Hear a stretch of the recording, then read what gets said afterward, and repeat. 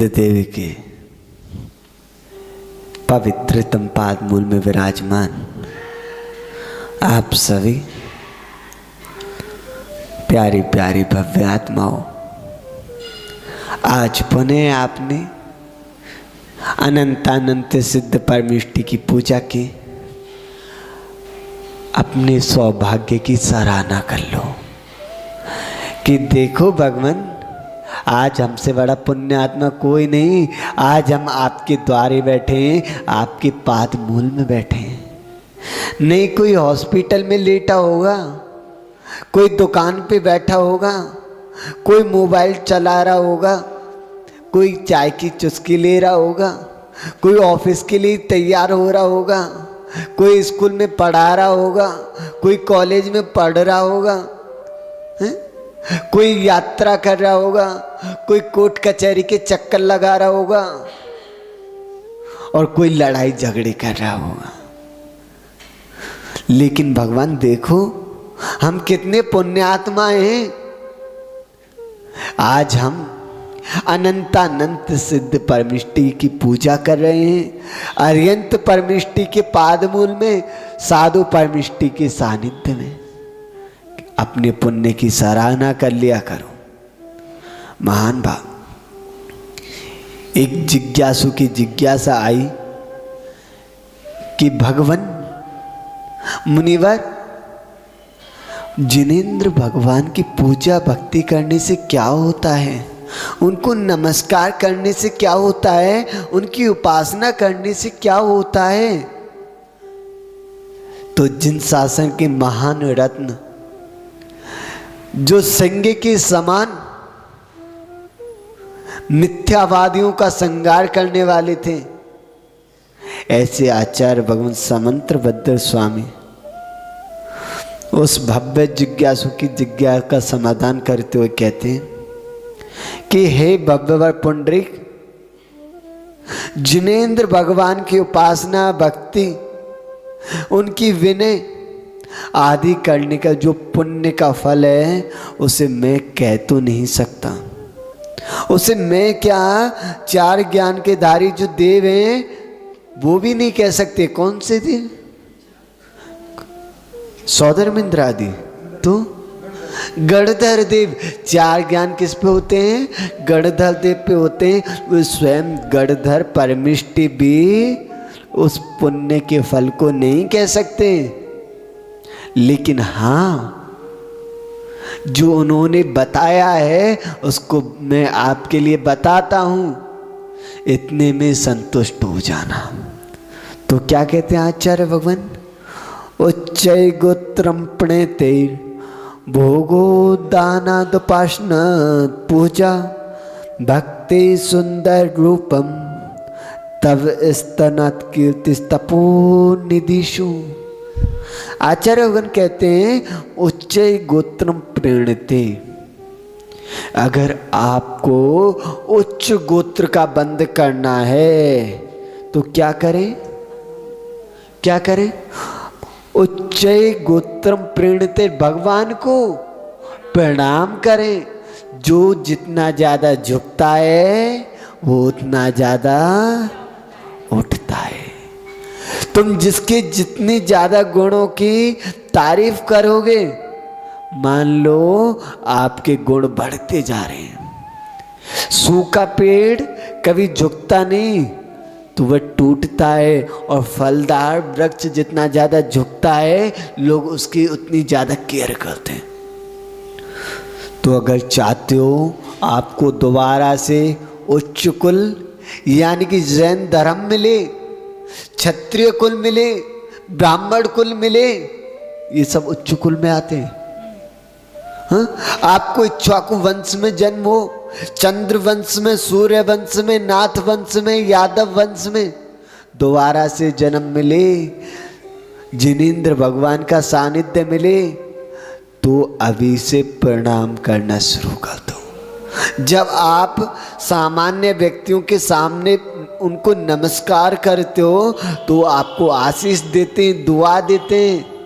अपने माता पिता को नमस्कार करते हो तो माता पिता कहते हैं बेटा जुग जुग जियो, कहते ना।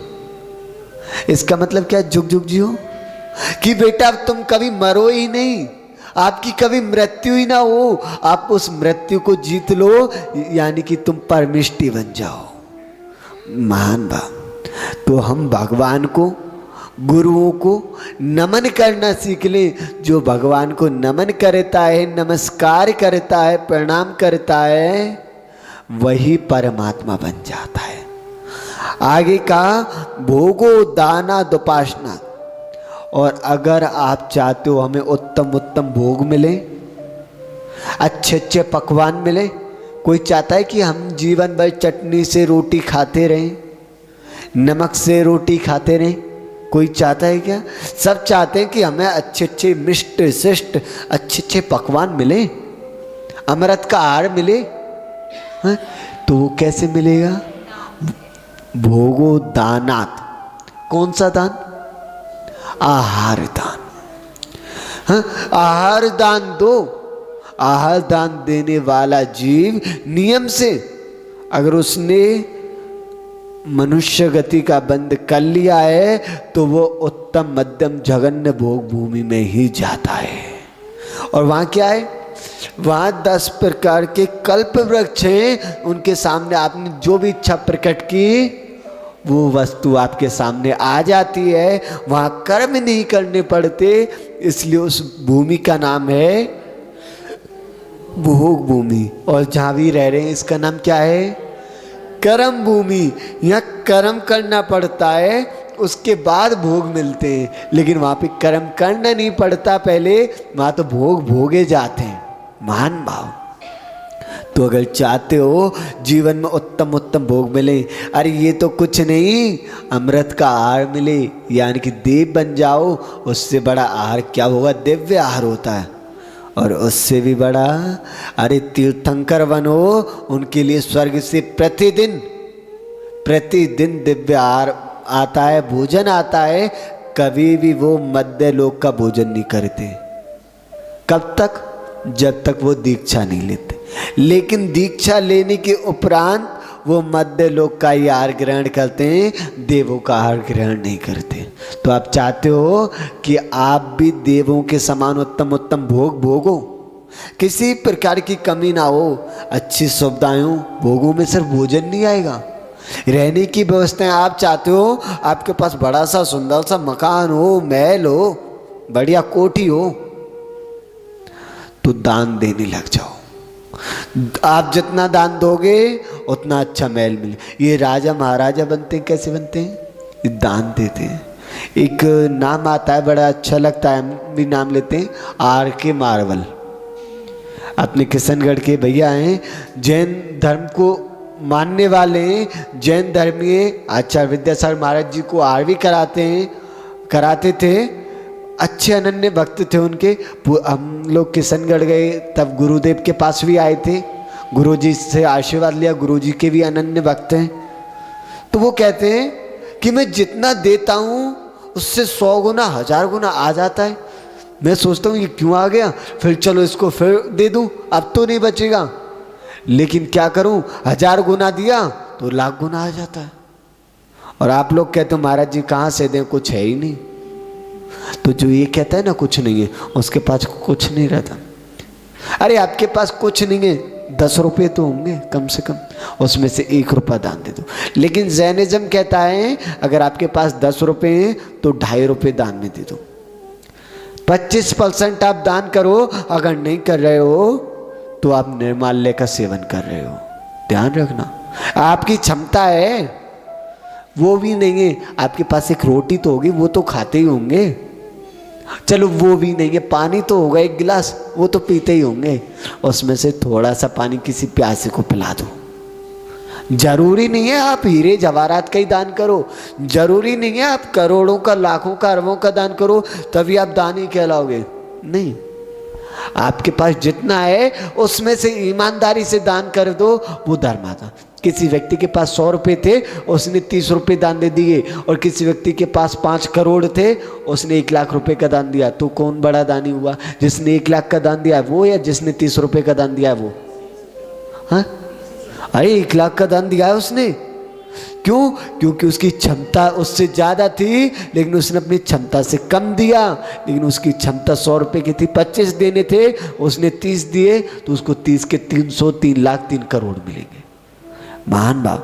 अगर चाहते हो जीवन में हम भी उत्तम उत्तम भोगों को भोगें, कभी दुख का सामना ना करना पड़े, कभी भूखे पेट ना सोना पड़े। आज भिखारी हैं, फुटपाथ पे बेचारे बैठे रहते हैं, सुबह से रोटी मांगते हैं, रात हो जाती है, मिलती है नहीं मिलती है, भूखे सो जाते हैं। क्यों?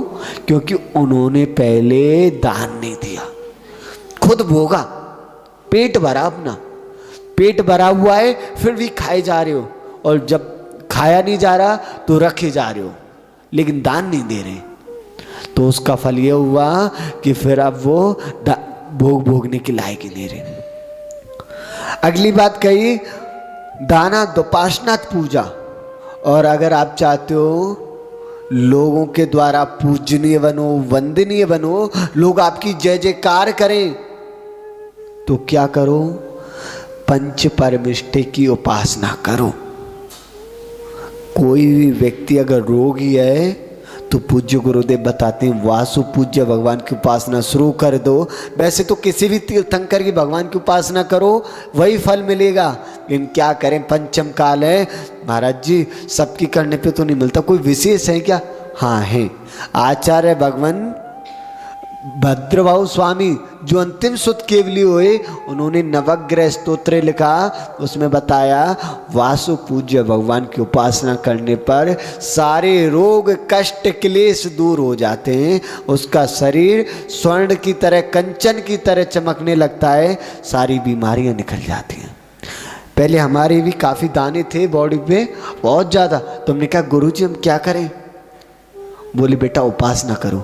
हमने वासु पूज्य स्वामी की उपासना की, साथ के साथ में जो हमारे लिए तीर्थंकर हैं, हमारे गुरुजी, हम क्या करते, गुरुजी की भैया बेलती के बाद थोड़ा कुछ पानी वगैरह होता है, जैसे शरीर पहुँचते, उस जल को, उस गंधोदक को, जल नहीं वो तो दिव्य गंधोदक है, उस गंधोदक को हम अपने शरीर पे लगा लेते हैं। कुछ ही दिन हुए हमारा शरीर एकदम ठीक हो गया। तो अंतरंग से उपासना की गुरुजी की। तो गुरुजी ने हमसे पूछा बेटा ठीक हो गए? हमने कहा हाँ गुरुजी। बोले कैसे, कौन सी औषधि ली? हमने कहा गुरुजी हमने तो एक ऐसी औषधि ली जो बाजार में नहीं मिलती, कहीं नहीं मिलती, और उसकी रेट इतनी अमूल्य है कि दुनिया का पूरा वैभव भी लगा दें तो उस कीमत को हम चुका नहीं पाएंगे। बोले क्या कह रहे हो? हमने कहा गुरुजी हमने तो आपके चरणों का पाद प्रक्षालन लगाया। बोले अरे तुम तो ऐसे ही कहते रहते हो। गुरुजी के सामने गुरुजी की तारीफ करो। गुरुजी कहते भैया मेरा कुछ नहीं है, तूने जो भक्ति की सब कुछ उसका है, तूने जो उपासना की सब कुछ उसका है। महान भाव। तो आप चाहते हो सब लोग आपकी जय जयकार करें, सम्मान करें, तो आप जिनेंद्र भगवान की पंच परमिष्टि की उपासना करने लग जाना। भक्ति सुंदर रूपम, और सभी चाहते हैं हम बड़े सुंदर हों, गोरे हों, चट्टे हों, काले ना हो, तवे की तरह हैं, कुरूप ना हो, शरीर में से मवाद निकल रही हो, शरीर में फोड़े हो गए हो, ऐसे ना हो। सब लोग हमारी तारीफ करें, कामदेव की जैसा शरीर हो। सब चाहते हैं ना सुंदर। कौन चाहता है कि मैं काला कलूटा हो जाऊं? कौन चाहता है मेरे शरीर में जगह जगह दाने हो, पिंपल्स हो? कोई चाहता है क्या? नहीं चाहता। अगर चाहते हो शरीर को सुंदर, तीर्थंकर भगवान होते ना, वो जन्म से ही बहुत सुंदर होते, वो ब्यूटी पार्लर नहीं जाते। हाँ, वो पाउडर नहीं लगाते, क्रीम नहीं लगाते। पता नहीं कुछ लोग हम आपकी नहीं कह रहे, आप तो सज्जन हो, आप हिंसक पदार्थों का सेवन नहीं करते, लेकिन कुछ लोग हैं अज्ञानतावशात, एक दुकान से होती है, उसके ऊपर लिखा पता नहीं क्या होता है, ब्यूटी पार्लर कुछ ऐसा लिखा होता है, जाता है इंसान निकलता है बंदर। हाँ, पैसा भी दे आया अपनी मेहनत का और पाप का भी अर्जन कर लिया। ना जाने कौन कौन से जीवों की चर्बी हड्डियों से मिलके वो पदार्थ बनते हैं, और उनको आप बड़े शौक से अपने नाखूनों पे लगा लेते हो, चेहरे पे लगाते हो, और कहते हो हम बड़े सुंदर दिख रहे हैं। हम एक के घर आहार करने गए तो बोला महाराज जी हमारी बेटी को समझाओ। हमने पूछा क्यों भैया क्या हो? बोले महाराज जी कल 15,000 रुपये खर्च करके आ गई। हमने पूछा बेटा क्या हुआ? किस में किए खर्च? बोले महाराज जी देखो मैं आप सुंदर दिख रही हूँ ना। हमने कहा क्यों भैया ऐसा क्यों? बोले महाराज जी कल मैं गई थी ब्यूटी पार्लर, आध घंटा उसने मेरा मेकअप किया और बस 15,000 रुपये दिए। हमने कहा बेटे 15,000 को तू धर्म में लगा लेती तो तेरे ये जन्म और अगले जन्म में कामदेव जैसा शरीर मिल जाता।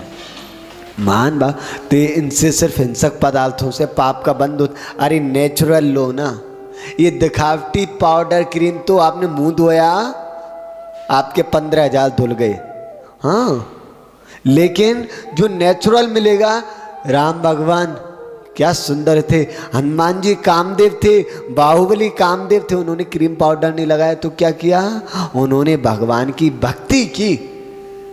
भक्ति करने से सेठ सुदर्शन उसने बस एक रात मुनि महाराज की भक्ति की, सेवा की, पूजा की, तो अगले जन्म में वह मर के सेठ सुदर्शन बना, वह सुभगवाला कामदेव बना। श्री कृष्ण के पिता वासुदेव, उन्होंने पूर्व में 35,000 वर्ष भगवान की भक्ति की, तो उसका फल ये हुआ कि वह कामदेव बने।